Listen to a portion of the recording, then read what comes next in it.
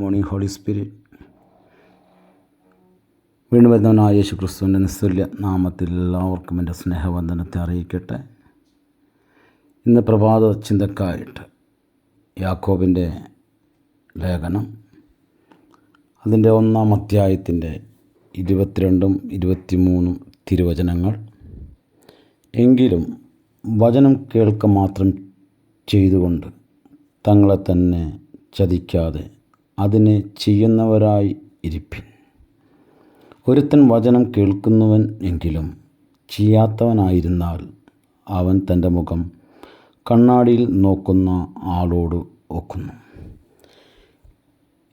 ഈ വചനങ്ങളാൽ ഇത് കേൾക്കുന്ന നിങ്ങളുടെ ജീവിതത്തിൽ നിങ്ങളായിരിക്കുന്ന ദേശങ്ങളിൽ ദൈവം നിങ്ങളെ സമൃദ്ധിയായി അനുഗ്രഹിക്കട്ടെ. God bless U.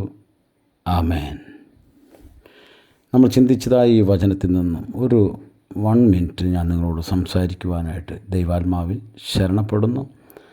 അപ്പോസ്തലനായ യാക്കോബ് അവിടെ വളരെ വ്യക്തമായി യാക്കോബിൻ്റെ ലേഖനങ്ങൾ, യാക്കോബ് എഴുതിയിരിക്കുന്ന അധ്യായങ്ങൾ നമ്മൾ വായിച്ചാൽ നമുക്കവിടെ മനസ്സിലാവും. നാവിനെക്കുറിച്ചാണ് കർത്താവിൻ്റെ സഹോദരനായിരിക്കുന്ന കർത്താവ് തെരഞ്ഞെടുത്ത അപ്പോസ്തലന്മാരിൽ ഒരുവനായിരിക്കുന്ന യാക്കോബ് വളരെ വ്യക്തമായി കർത്താവിൻ്റെ വചനത്തിൽ സംസാരിക്കുന്നതായി നമുക്ക് കാണുവാനായിട്ട് സാധിക്കും.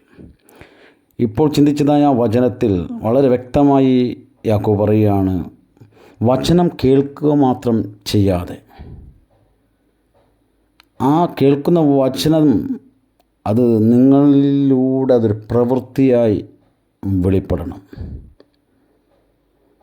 എല്ലാവരും വചനം കേൾക്കുന്നുണ്ട്, പക്ഷേ ദൈവം ആഗ്രഹിക്കുന്നു ആ വചനം അതിൻ്റെ റേമ നിനക്ക് നൽകിയത്, അല്ലെങ്കിൽ ആ റേമ വേഡ് നിനക്ക് നൽകിയത് അത് നിൻ്റെ ജീവിതത്തിൽ നിന്നിൽ മാത്രം ഒതുങ്ങി നിൽക്കാതെ അത് അനേകരിലോട്ട് ആ വചനം റേമയായി എത്തുവാൻ, അവരെഴുന്നേൽക്കുവാൻ. അവിടെ വളരെ വ്യക്തമായി യാക്കോബ് പറയുകയാണ്, ഒരുത്തൻ തൻ്റെ മുഖം കണ്ണാടിയിൽ നോക്കുന്ന ആളോട് ഒക്കുന്നു എന്ന്. നമ്മൾക്കറിയാം, നമ്മൾ കണ്ണാടിയുടെ മുമ്പിൽ നിൽക്കുന്നവരാണ്, നമ്മൾ കണ്ണാടിയിൽ നോക്കുന്നവരാണ്. നമ്മുടെ മുഖം എങ്ങനെയാണെന്ന് കണ്ണാടിയിൽ നോക്കുമ്പോൾ വളരെ വ്യക്തമായി നമുക്ക് കാണുവാനായിട്ട് കഴിയും. എന്നാൽ ആ കണ്ണാടിയുടെ മുമ്പിൽ നിന്ന് നമ്മൾ മാറിയാൽ പിന്നെ നമുക്കറിയാം അവിടെ നമ്മുടെ മുഖം എങ്ങനെയായിരുന്നു എന്നുള്ളത് നമ്മൾ മറന്നു പോകുന്ന ഒരവസ്ഥ. അതുകൊണ്ടാണ് വചനത്തിൽ ആ ഒരു ഉദാഹരണ സഹിതം യാക്കോബ് പറയുന്നത്, നിങ്ങൾ വചനം കേൾക്കുക മാത്രം ചെയ്തുകൊണ്ട് തങ്ങളെ തന്നെ ചതിക്കാതെ, അപ്പോൾ കേട്ട് നമ്മെ തന്നെ ചതിക്കുന്നവരായി മാറാതെ നാം കേട്ട വചനം നമ്മളിൽ നടക്കേണ്ടതിന്, നമ്മളിലൂടെ അനേകരിൽ അത് ക്രിയ ചെയ്യേണ്ടതിന് നമ്മൾ എഴുന്നേൽക്കുന്ന ഒരു സമയത്തിനകത്ത് ദൈവം നമ്മളെ നിർത്തിയിരിക്കുന്നു. നമ്മൾ എഴുന്നേൽക്കുമ്പോഴാണ് ജനം വിടുവിക്കപ്പെടുന്നത്.